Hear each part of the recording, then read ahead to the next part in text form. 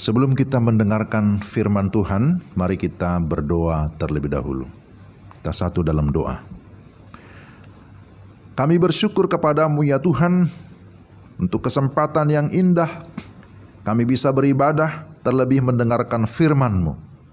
Firman-Mu adalah firman yang hidup, firman yang kekal. Kami tidak mampu memahami dengan pikiran kami yang terbatas. Itu sebabnya kami memohon pertolongan Allah Roh Kudus yang menerangi hati kami, memberikan hikmat dan pengertian, sehingga kami dapat memahami firman-Mu dengan baik. Dalam nama Tuhan Yesus, firman yang hidup itu, kami berdoa dan mengucap syukur. Amin.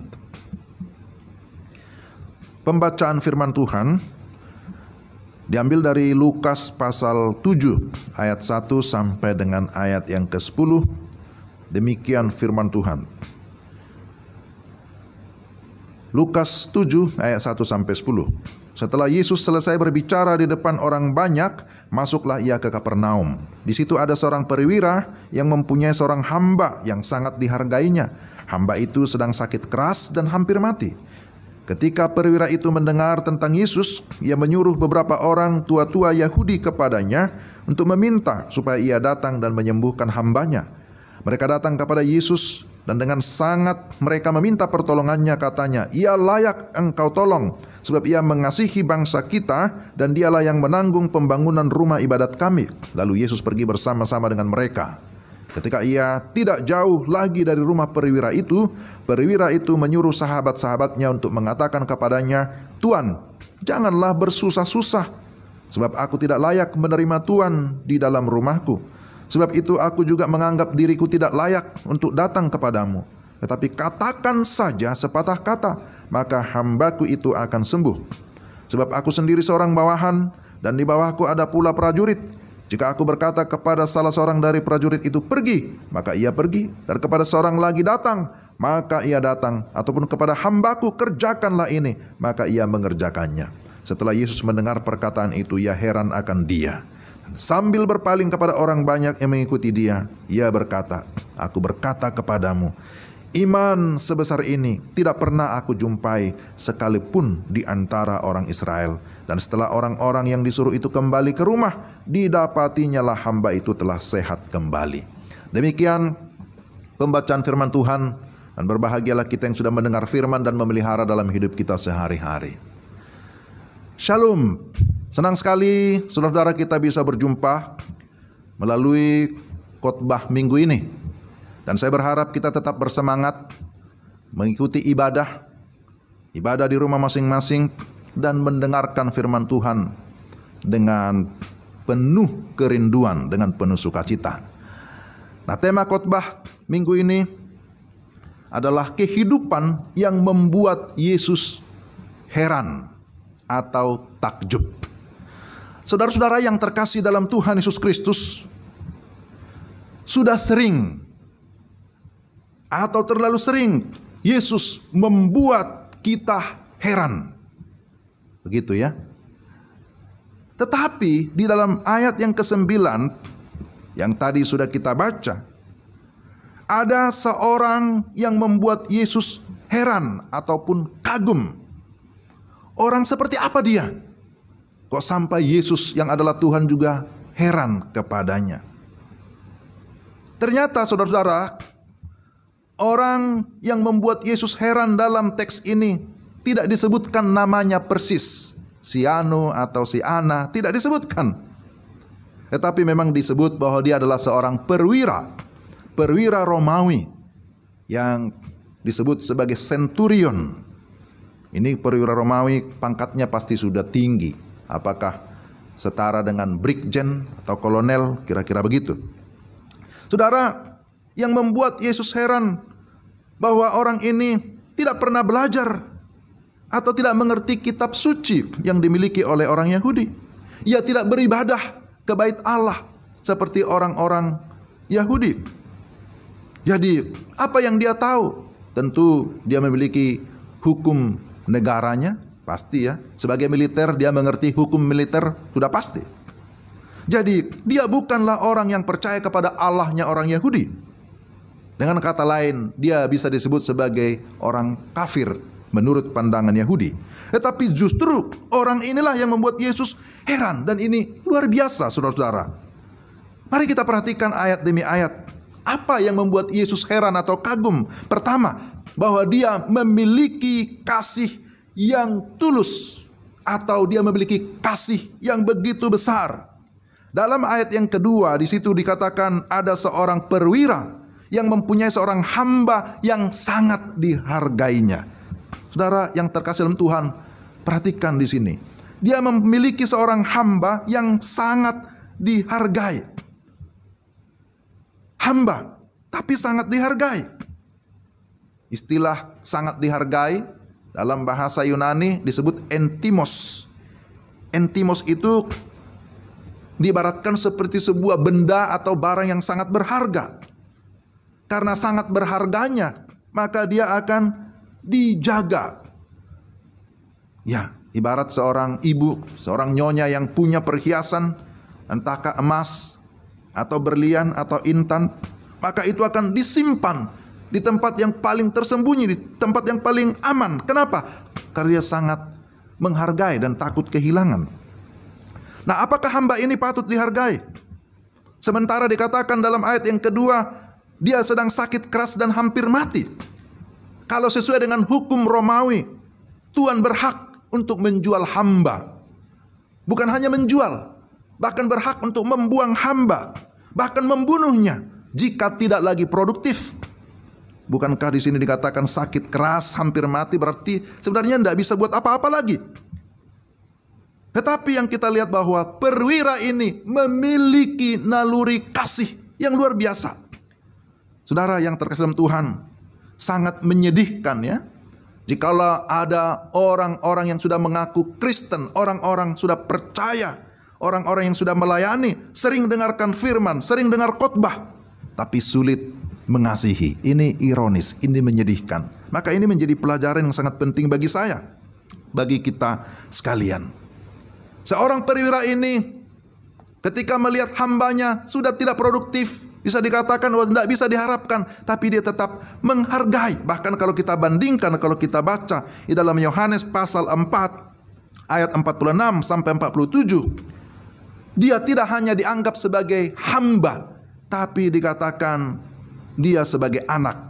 Ketika ia mendengar bahwa Yesus telah datang dari Yudea ke Galilea, pergilah ia kepadanya lalu meminta supaya ia datang dan menyembuhkan anaknya, sebab anaknya itu hampir mati. Jadi dia sudah dianggap atau diperlakukan sebagai anak. Dan saudara tahu, kalau sebagai anak berarti dia memiliki apa? Ya, hak waris, kira-kira begitu. Luar biasa.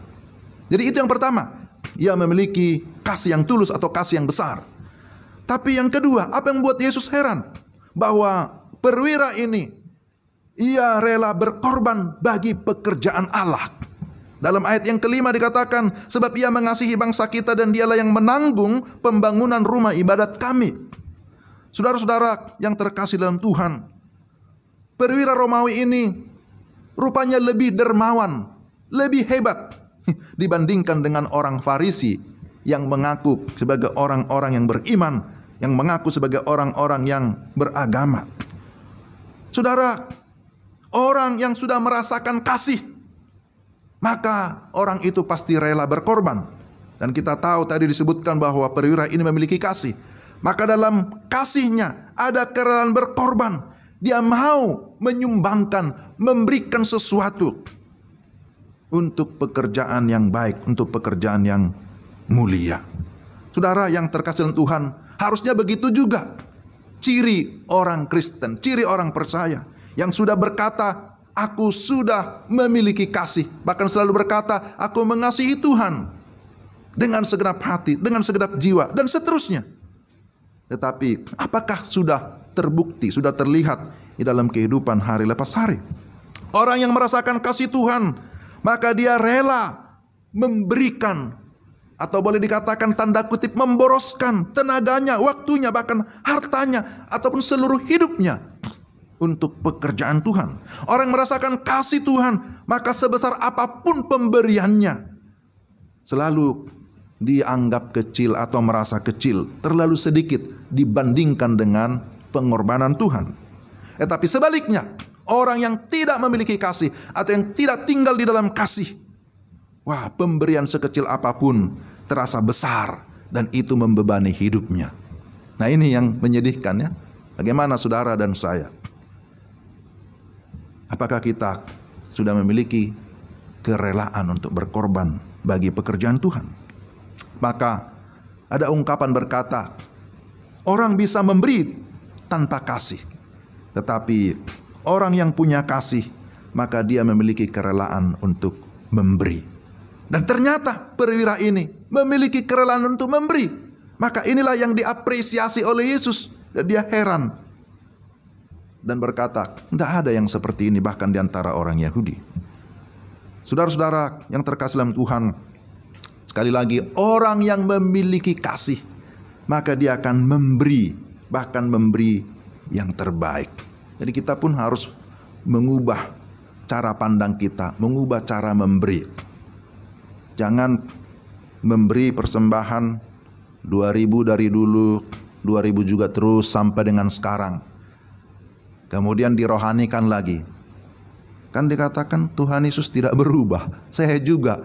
Loh, jadi maksudnya apa? Itu namanya apa ya? Memplesetkan gitu ya. Saudara-saudara yang tersentuh Tuhan, inilah yang kedua.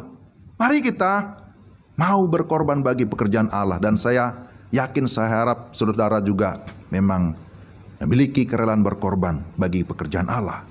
Dan yang ketiga, ia hidup dengan rendah hati. Dalam ayat yang ke-6 dikatakan di sana, lalu Yesus pergi bersama-sama dengan mereka. Ketika ia tidak jauh lagi dari rumah perwira itu menyuruh sahabat-sahabatnya untuk mengatakan kepadanya, Tuhan, janganlah bersusah-susah, sebab aku tidak layak menerima Tuhan di dalam rumahku.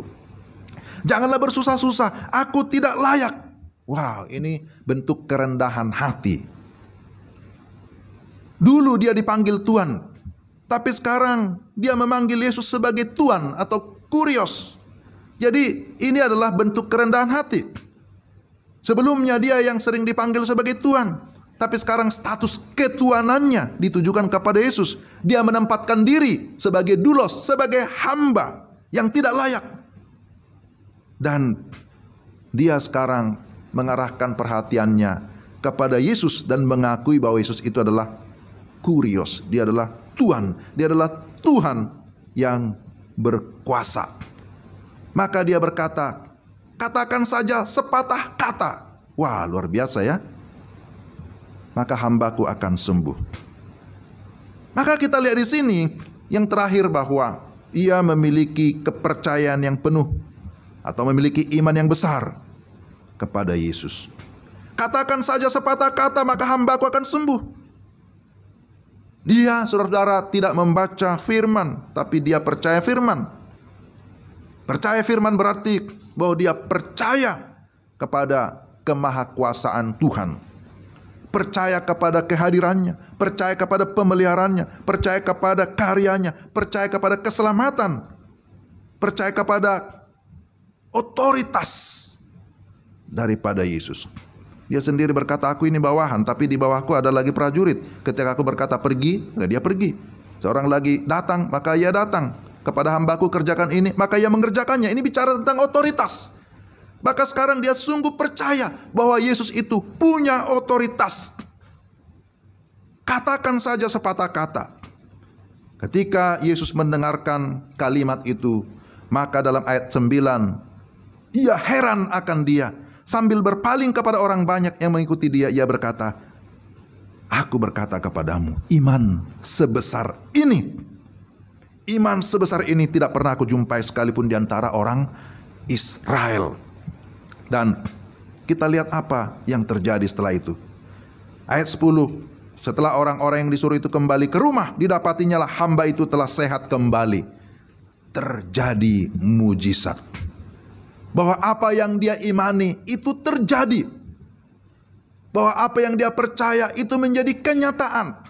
Saudara, seringkali kita berkata, aku percaya, aku beriman. Tapi pada kenyataannya kita tidak mempercayai apa yang kita katakan. Jangan sampai kita tidak percaya apa yang kita doakan. Jangan sampai kita tidak percaya apa yang kita khotbahkan, apa yang kita ajarkan. Sementara kita tiap hari mendengarkan firman, membaca firman. Maka mari kita saudara menjadikan kehidupan kita menjadi kehidupan yang sungguh-sungguh membuat Yesus heran, takjub. Karena melihat di dalam diri kita ada kasih yang besar, ada kerelaan berkorban, ada kerendahan hati, dan ada iman yang sejati. Saudara yang tersentuh Tuhan, kehidupan kita di dalam dunia ini begitu singkat. Tapi sekalipun singkat, kehidupan kita akan berdampak kekal ketika kita sungguh-sungguh melakukan apa yang Tuhan mau. Menjadi berkat bagi banyak orang. Supaya dengan demikian Tuhan berkata, kamu adalah anak yang setia, hamba yang setia. Kamu patut diacungin jempol. Kamu patut diberikan penghargaan oleh karena engkau mengerti atau mengetahui apa yang harus kamu lakukan. Kiranya Roh Kudus menolong saudara dan saya untuk terus hidup sesuai dengan kehendak Tuhan. Mari kita tetap di dalam visi misinya sampai Dia datang kembali. Kita rindu semakin banyak orang, suku-suku bangsa menyembah kepada Yesus Kristus sebagai Tuhan dan Juru Selamat satu-satunya. Amin. Mari kita berdoa. Tuhan, terima kasih untuk firman-Mu. Kiranya Roh Kudus menolong kami supaya kami tidak hanya mendengar, tapi kami dapat melakukan firman-Mu, menerapkan dalam hidup kami tiap-tiap hari. Berkati semua jemaat-Mu yang sudah mendengarkan firman-Mu di dalam Kristus Yesus Tuhan kami. Amin.